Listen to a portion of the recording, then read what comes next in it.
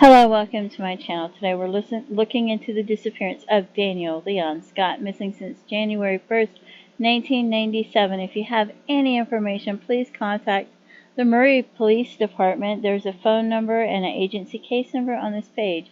Somebody out there knows what's happened to him. Maybe they're afraid before to come forward, but it's been a lot of years. So if you know anything, please give them the information. Whether you feel like it's relevant, you feel like it's hearsay, whatever, just let them know. Let them decide what's relevant and what's important.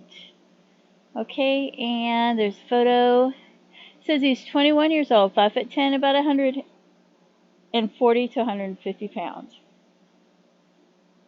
He disappeared under suspicious circumstances.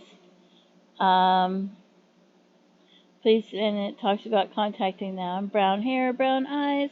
Sometimes he would have a mustache or a goatee. Sometimes he had really short brown hair. Sometimes he had short bleach blonde hair. And sometimes he shaved his head. Pierced ears. Small indented scar on his forehead, which I remember seeing a John Doe, I think, that had a scar on their forehead recently in a YouTube video that I did. But I didn't notice it this time, so it must have been maybe before 1997. I don't know. I just remember seeing that, and I don't see it on here. But yes, there was a John Doe that had a small indented scar on their forehead recently. Here's a picture of him. And we're going to look at some John Does in a second. This is the Doe Network. They don't really have any more information, but you can pause it to read it if you like. And I'm going to scroll down. Okay. It does say that they have DNA available. No fingerprints, no dentals. This is a Charlie project, and I'm just going to say it's all allegedly, because I don't know where they get their information from or if it's accurate or anything like that, but I like reading it. It's good, it sounds interesting. And brown hair, brown eyes. Scott's nickname is Danny. So Danny was last seen in Murray, Utah, January 1st. He was home with his 14-year-old sister with a friend, knocked on the door, and said she wanted to talk. He told his sister that if he did not return within 20 minutes, call their mother. He left the apartment wearing shorts in spite of the winter weather. He's never been seen or heard from again. He had some warrants out for his arrest. He had allegedly been involved in arson of a building, had supposedly confessed to the ATF and offered to wear a wire, and his disappearance may have had something to do with that. His sister stated like a year after he disappeared, she got a phone call from a woman who wanted to speak to him. His sister told the woman her brother's missing, and the woman said, "I know, but he was supposed to come back by now." She then hung up, and Scott's sister has no idea what she meant by that statement. And she, so she needs to come forward with whatever she knows and why she thinks he would be back by now. Although Scott's mother is now deceased, his sister is still alive. That woman might know who the last person was that he was with before he disappeared. The police have a theory that says that someone paid him $7,000 to walk out of his life. His sister fears he met with foul play. His disappearance remains unsolved. So now we're going to look at some John Does, okay? And I thought this John Doe kind of looked similar. This is Los Angeles, California, March 15th, 1997. So it's only a few months after. Ages 23 to 33, Black, African American, Hispanic, Latino. So I decided to leave this one in. I'd rather have too many John Does than too few. Found unconscious on the sidewalk, and I don't know where he was supposed to have gone. Rockwood Street, Los Angeles, transported by ambulance. This guy didn't weigh anything according to this. Recognizable face, brown hair, brown eyes.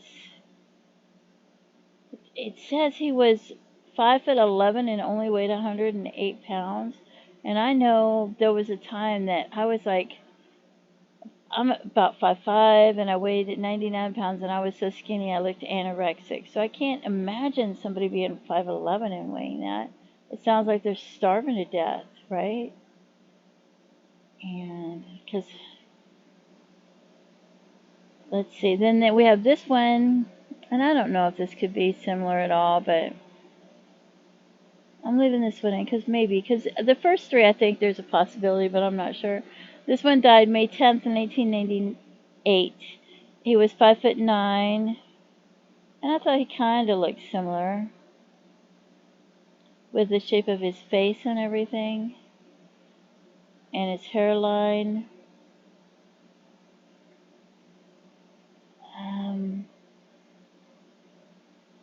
Yeah, he kind of looks similar. His chin and the shape of his face.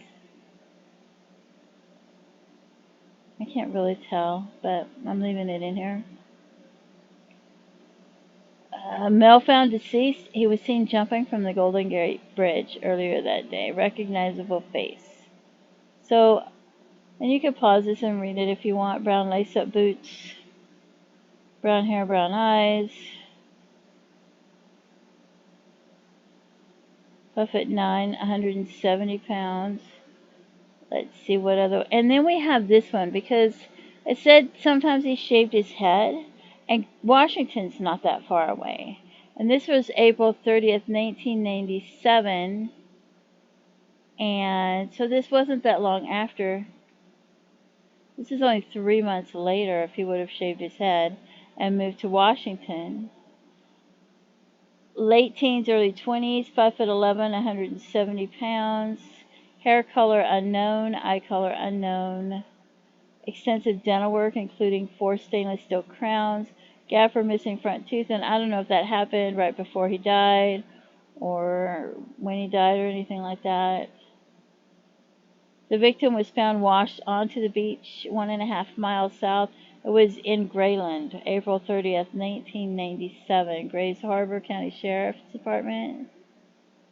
So, and I thought, well, if he shaved his head, I don't know, maybe. It's hard to tell with their sketches and their drawings.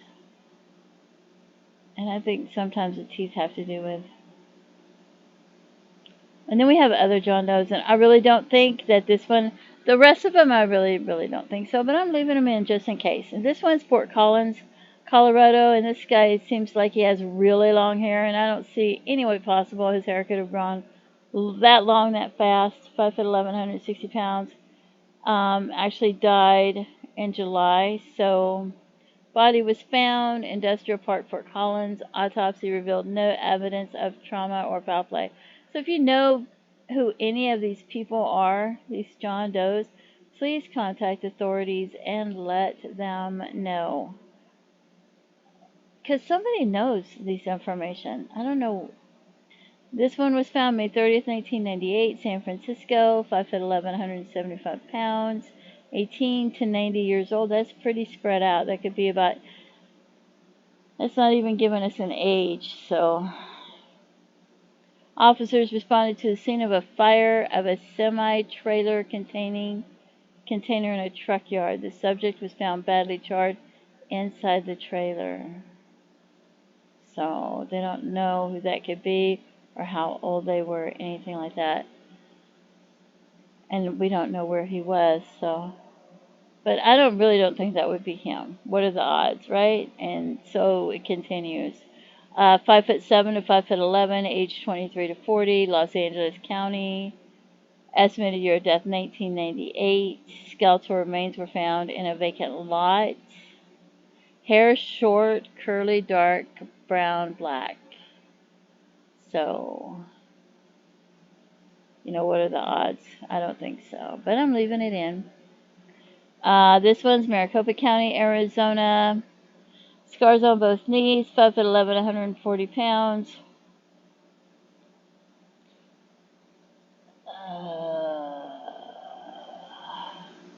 Black hair 15 inches long. And like I said, I don't think his hair is going to grow that fast.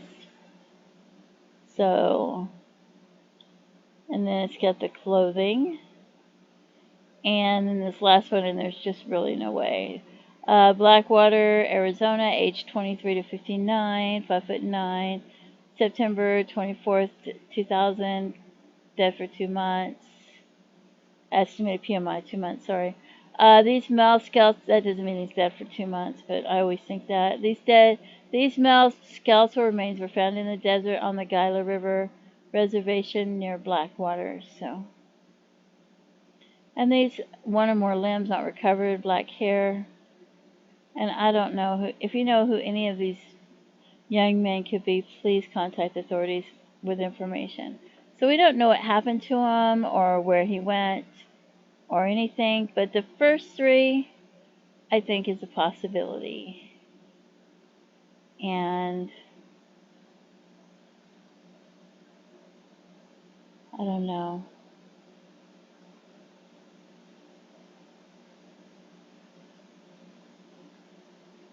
I'm looking at his ears, and his ears don't look similar to any of these people, really. I can't tell with this one, but this one has ears that kind of stick out, but I don't know if they did them that way or if they're different or not. I can't really tell. It's hard to tell with these images that they do, but maybe, right? Who knows? Somebody knows, maybe, hopefully. So please contact authorities if you have any information at all. Don't forget to pray for his family and his loved ones, as well as the John Does. And please feel free to leave some comments and have a blessed day. Bye bye.